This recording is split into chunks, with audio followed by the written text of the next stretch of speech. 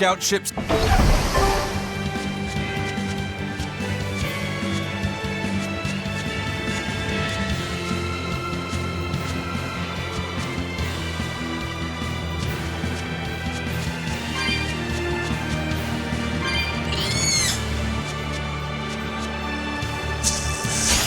We can do this!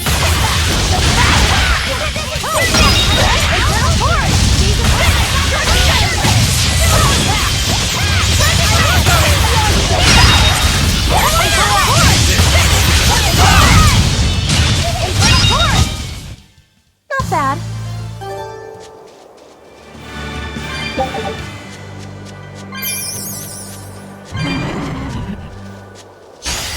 I'll show you the beauty of my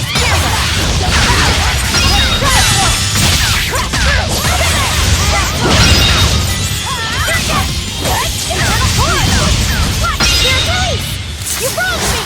Here's your justice! Fight in order! Out of my way! Good servant!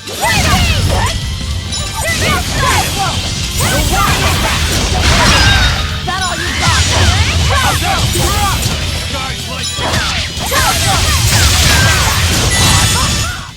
I had no problems here.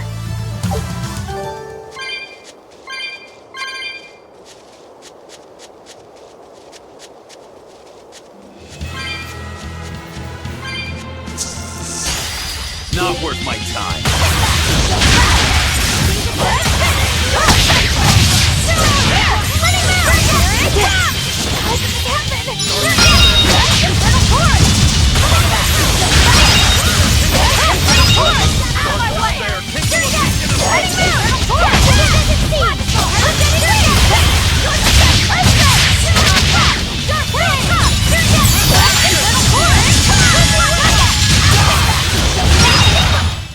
We're finished here.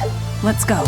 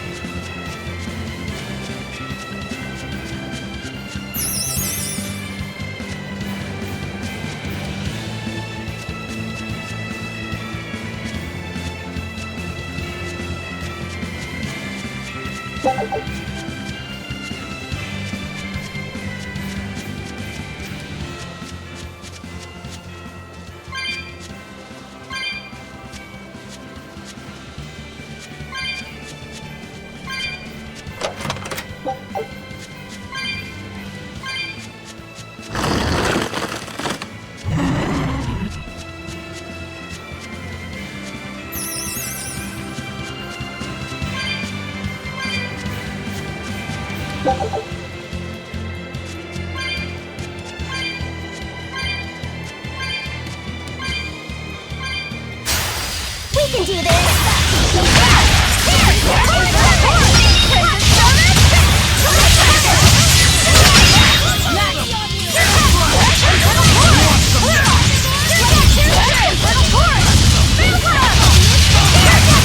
Are there more? Come on, really?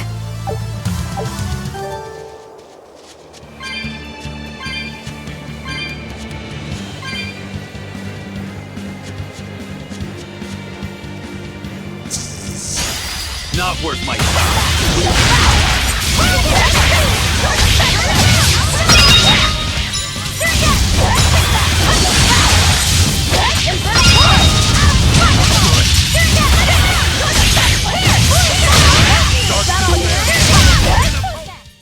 You're just lucky I made it.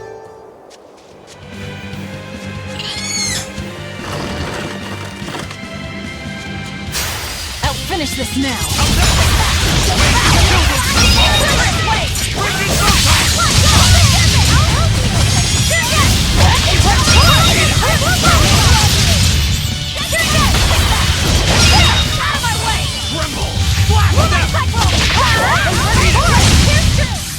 Come on, really?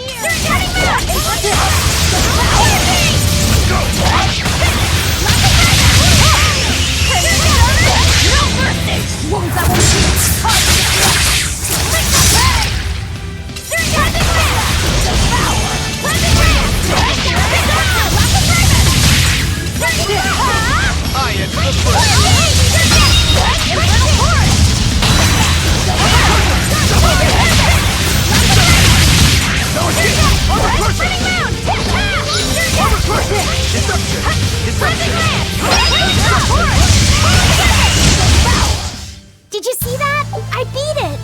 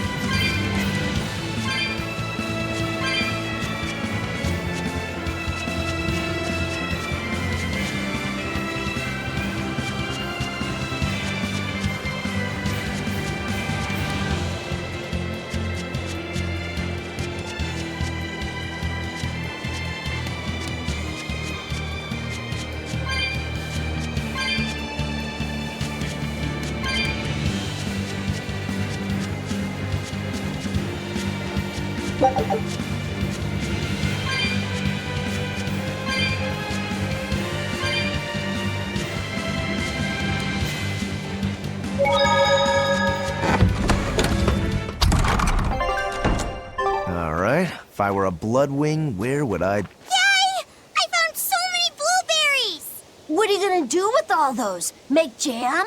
I'm going to feed them to my chickens. That way they'll lay eggs with purple yolks. What? You know that won't work, right? It sure will. The color of yolks change depending on what a hen eats. My grandma taught me that. Actually, we always feed our chickens corn. Is that why their yolks are yellow? What are you gonna do with purple eggs anyway? Tourists are coming from the capital again, right? I bet they've never seen purple eggs, so I figure I could sell them for a lot. Maybe I can even make our village famous! You've thought this out, but will they really sell? You know what they'd make, right? Purple fried eggs, purple omelets, purple egg fried rice. Hey, would you want to eat a purple omelet? Strange things sell, right? You don't have to be so mean just 'cause you can't think of a better idea. Oh, sorry. Here, let me help you. Fine. Go catch a whole barrel full of jewel beetles. If we feed them to my chickens, we'll get eggs with yolks like shining jewels. I really wouldn't want to be your chickens, but... okay. What a carefree village. But you know, this is what really makes humanity amazing to me. Attempting the impossible. Reaching for the stars, just as a matter of course. Aye. Though we may stumble countless times on our way, we can achieve anything we put our minds to. Attempting the impossible, huh? That's all well and good, but there are some lines that should never be crossed. Purple eggs. Blech.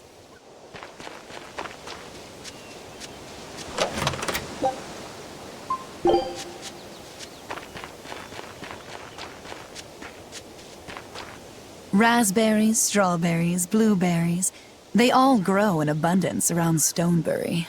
We even have a fairy tale about it. One day the ground was covered with so many fallen berries, they all became stones. Stoneberries. Is that how the town got its name? The spelling has changed some, but yes. Berries are an important part of this village. We harvest local berries to make jams, pastries, gels, and all sorts of sweets. Berry-flavored gels. I've never had one. We've exported our jam and fruit for a while now, but our raspberry gels are still being perfected. Aw, rats. Are the vegetables growing in that field special too? I don't think I've ever seen anything like them before. You've got sharp eyes. But that's right. They're a rare species of wild potato. They're red and they're called radish bells. We discovered them in the mountains nearby. Sadly, the potatoes are actually highly poisonous. Really? They look so good.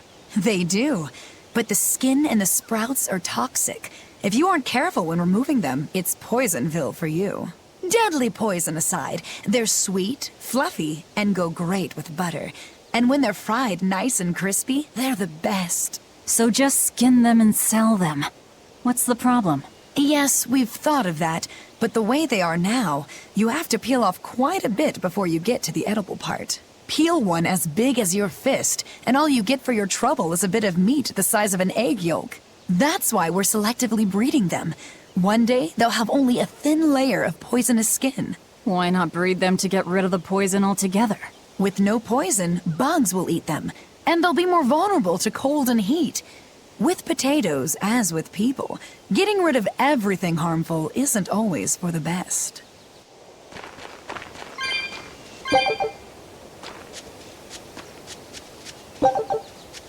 The water around here is ideal for producing wine and spirits. I've been thinking about fermenting something new. What will you make? This region's specialty is berries, so a berry wine?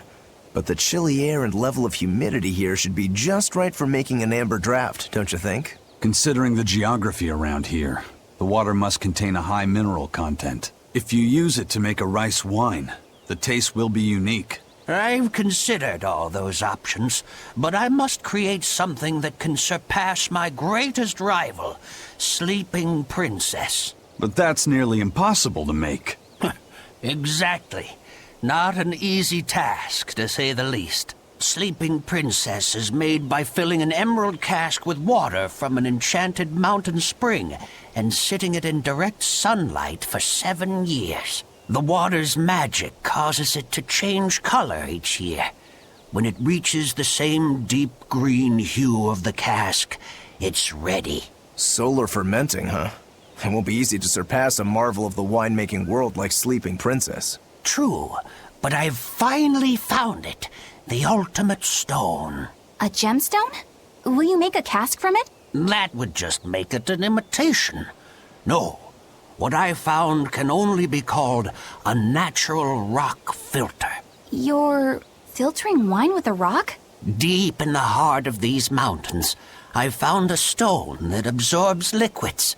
I tried using it to filter a berry wine. The taste of it was unbelievably crisp and bright. It preserved the luscious richness of the berries, while adding a clarity that left me breathless. I call it Pure Land wine.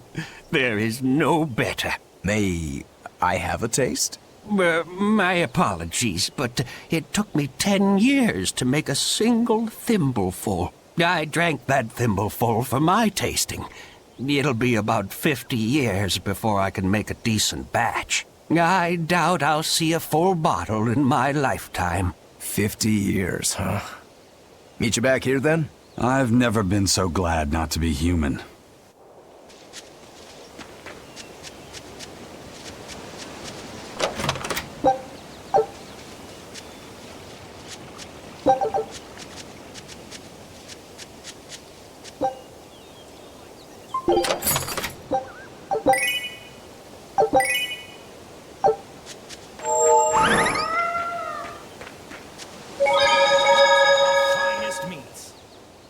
Stoneberry hasn't had much luck growing just yet, but this pioneer town has a lot of potential. Trees grow well here, and the lumber is of great quality. Oh, we're also close to the quarries, so stone isn't a problem.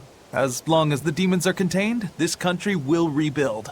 The need for stone and lumber will soar. Best of all, this area is quiet, has beautiful lakes, and is a perfect place for a craftsman like me to work. And why settle for anything less? I do feel that you might be a bit short-handed here. It's hard to build without manpower. You're right. We need something to attract new settlers. Maybe some sort of specialty item? Is there any fruit or vegetable that can only be found around here? There is a type of potato called the radish bell that we grow, but it's got a few, quirks. If you want to attract people, you should just ring a bell. Come to Stoneberry, where the money grows on trees. A bell tower, huh? That might actually work. We can even use local stones for the bell. The Stoneberry Stone Belfry. It won't work. Huh? Try hitting a rock. Doesn't ring. Ah, how could I have missed that? I'm still such a novice.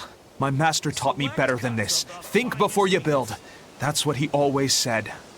I need to do better and not sully his name.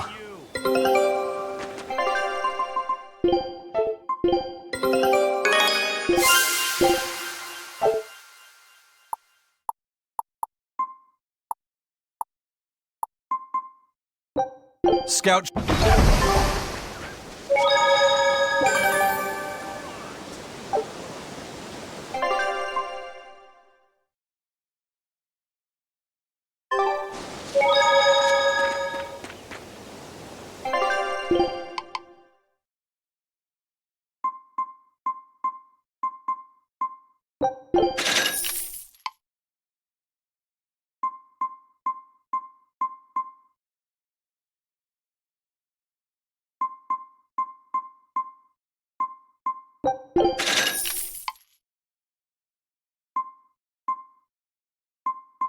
You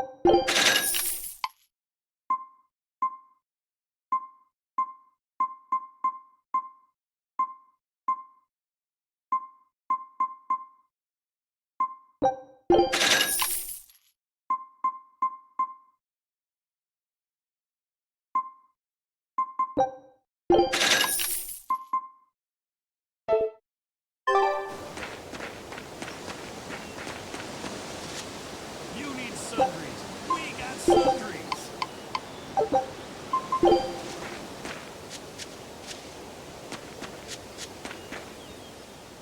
I was on my way home from a trip to Logres, crossing the Aldina Plains, when I saw it. Rain was pouring as if from buckets, and the wind was so strong I could hardly stay on my feet. From the vast darkness of the sky, a monster of tremendous size descended, like the essence of the storm itself. A huge flying demon? At that moment, a group of exorcists leapt out from their hiding spots and began to battle the demon beast. But it met their swords with its fearsome horns, and a swipe of its tail threw the noble exorcist's back. Horns? And a tail? Where did the demon go? I couldn't tell you. I was so frightened, I ran away and never looked back. I hope the Abbey can get rid of it, but the beast took out 3 exorcists with a single blow. Come to think of it, another person was there too. He faced the demon and told it to stop. Zavid. If you're going to the Aldina Plains, you'd better be careful.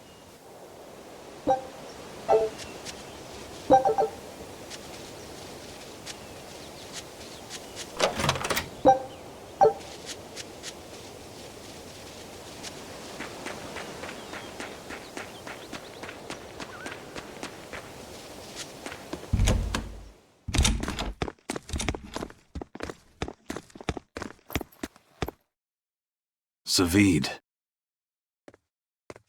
Well, hello, sailor.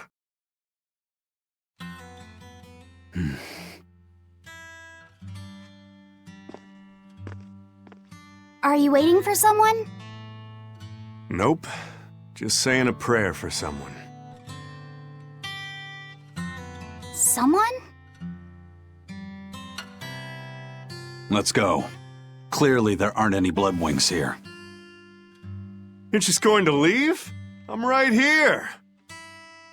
Everybody has times they need to be alone.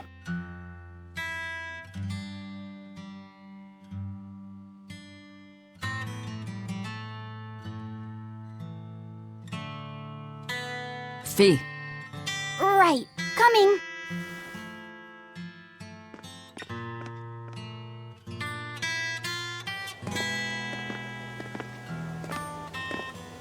What do you think he was praying about? Well, for one thing, he was drinking a bottle of Thorny Forest. Oh my. The drink you share with your special someone when you're going to be married for life! How romantic! But getting your hands on that stuff is no small feat. I can only hope I'll get a chance to taste it someday.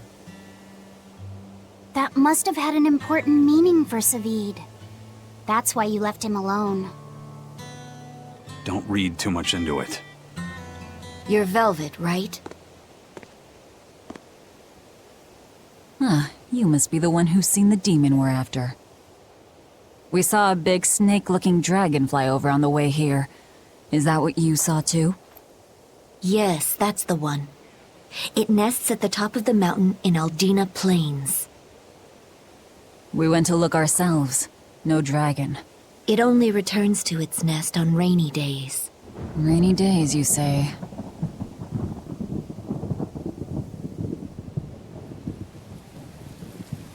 Oh, just look at what you went and made the weather gods do! This doesn't bode well. Not at all! Thanks. We'll give it another shot.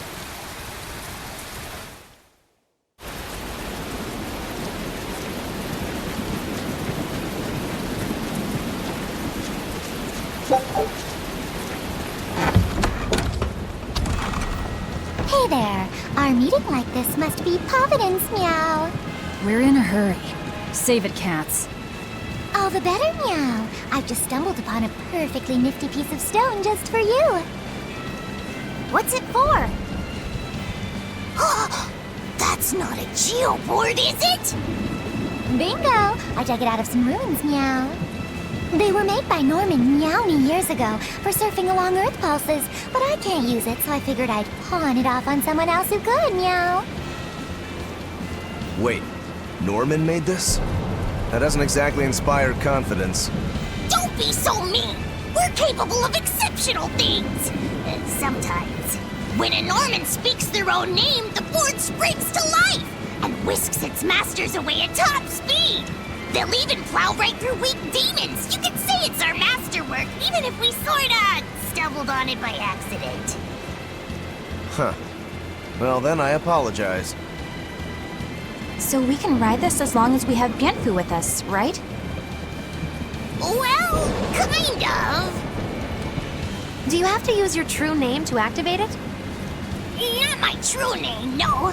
My Norman name. Wouldn't that just be Bienfu? No.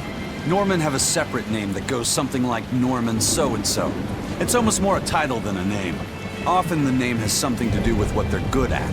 Something like attack, or chain, or aqua.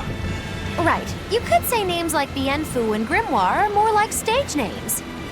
I actually don't know Bienfu's Norman name, but I can't wait to find out. What is your name, Bienfu? Come on, out with it. We're in a hurry. Norman Brave. Whoa, look at that! Wait, Bienfu. Your Norman name is Brave? That is so deliciously absurd! Why do you think I've never told you before, Bean? At least the board works, meow.